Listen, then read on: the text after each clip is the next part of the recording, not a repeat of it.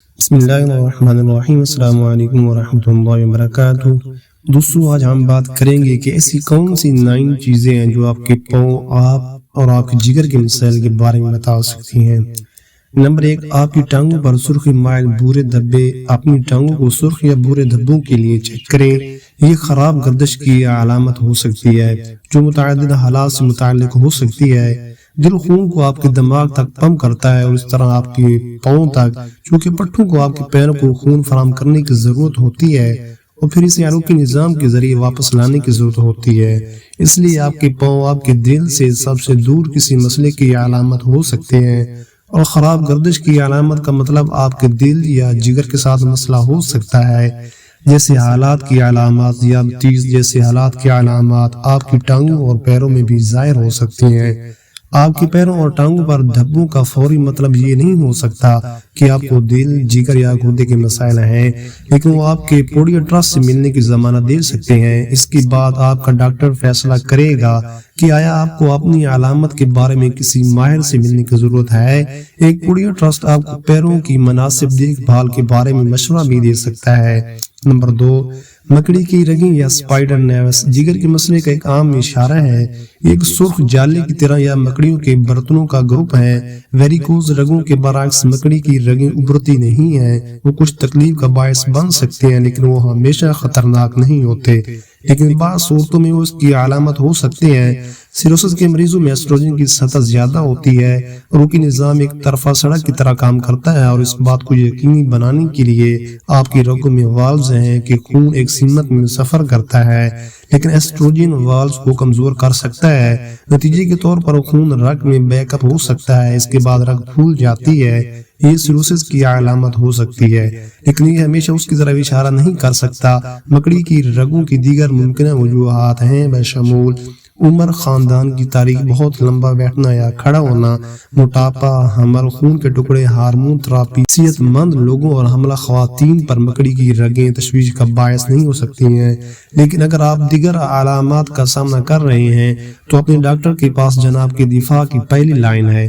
Number 3، پھٹی ایڑی۔ پھٹی ہوئی ایڑیاں خشک اور فلیکی ہوتی ہیں۔ اگر آپ اکثر بند جوتے پہنتے ہیں تو انہیں پکڑنا مشکل ہو سکتا ہے، لیکن اگر آپ ان کو دیکھتے ہیں تو اگلی چیز جو آپ دیکھنا چاہتے ہیں وہ ہے آپ کی خوراک۔ جگر کے کاموں میں سے ایک صفرا بنانا اور خارج کرنا ہے۔ بائل ایسڈ یا نمکیات چربی میں گھلنشیل وٹامنز اور چکنائیوں کو جذب کرتے ہیں۔ سیروسس کے شکار لوگوں میں غذائیت کی کمی عام ہے، یہ اس لیے ہو سکتا ہے کہ جگر کی وٹامنز کو ذخیرہ کرنے اور جذب کرنے کی صلاحیت کو نقصان پہنچا ہو، لہٰذا آپ کو وٹامن اے، ڈی، بی اور ای کی کافی مقدار نہیں مل رہی ہے۔ خود تشخیص کرنے سے پہلے اپنی خوراک پر ایک نظر ڈالیں کہ آپ کی خوراک میں وہ تمام ضروری وٹامنز اور معدنیات شامل ہیں جن کی آپ کو ضرورت ہے۔ لیکن اگر آپ دیگر علامات کا سامنا کر رہے ہیں تو آپ کے ڈاکٹر کے پاس جانے سے کوئی نقصان نہیں ہوگا۔ نمبر 4، پیٹ کا ورم۔ سیروسس پنٹنگ ورم سوجن اس وقت ہوتا ہے جب آپ سوجی ہوئی ٹانگوں پر ڈینٹ کا نشان بنا سکتے ہیں۔ جگر کی ناکامی میں سیال آپ کی رگوں میں بیک اپ ہو سکتے ہیں اور آپ کی رگوں کو باہر نکال سکتے ہیں۔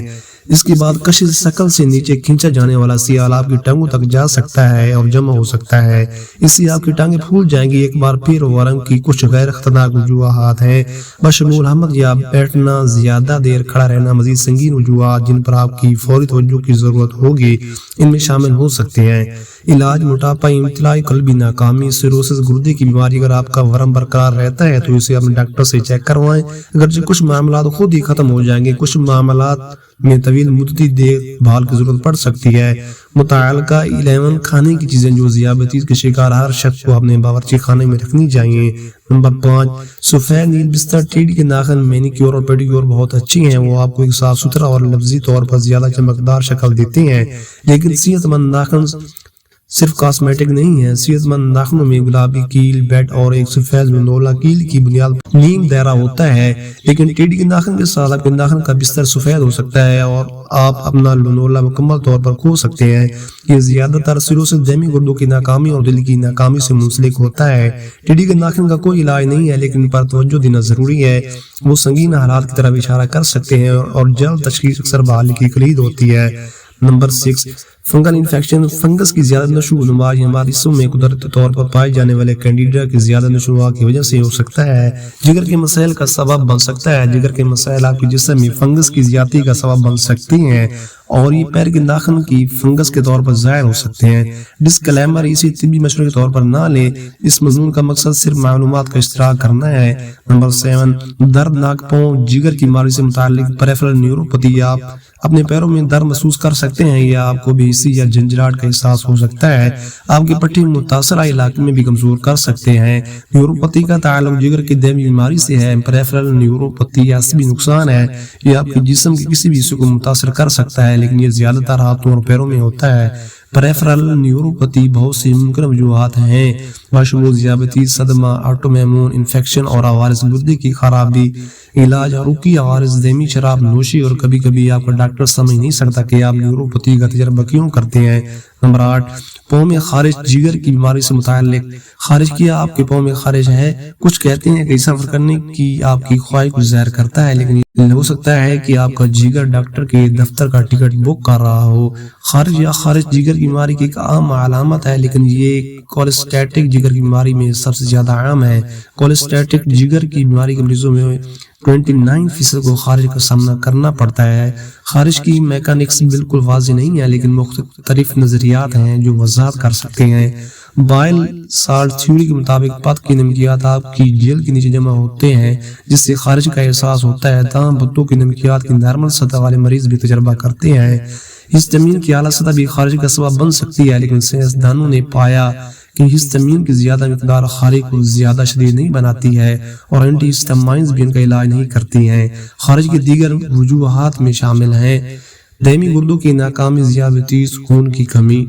نمبر 9، گرم یا بدبودار پاؤں زہریلے مادوں کی تشکیل۔ آپ کی جسم کو ڈیٹاکس کرنے کا واحد طریقہ آپ کے گردے اور جگر کے ذریعے ہے، نہیں تازہ ترین مشہور شخصیت جو سنگ کا رجحان مدکار نہیں ہو سکتا ہے، لیکن گردے یا جگر کی بیماری کے ساتھ آپ کے جسم کی زہریلی مواد کو فلٹر کرنے کی صلاحیت سے سمجھوتا کیا جاتا ہے، تو کہیں اور جانے کے بغیر یہ آپ کے جسم میں بننا شروع ہو جاتا ہے، اور اس کا ترجمہ بدبودار پیروں میں ہو سکتا ہے۔ یہ ایک شرمناک حالت ہو سکتی ہے، اور یہ جگر کی بیماری کی تشخیص کے بغیر بھی آپ کی روزمرہ کی زندگی میں خلل ڈال سکتی ہے۔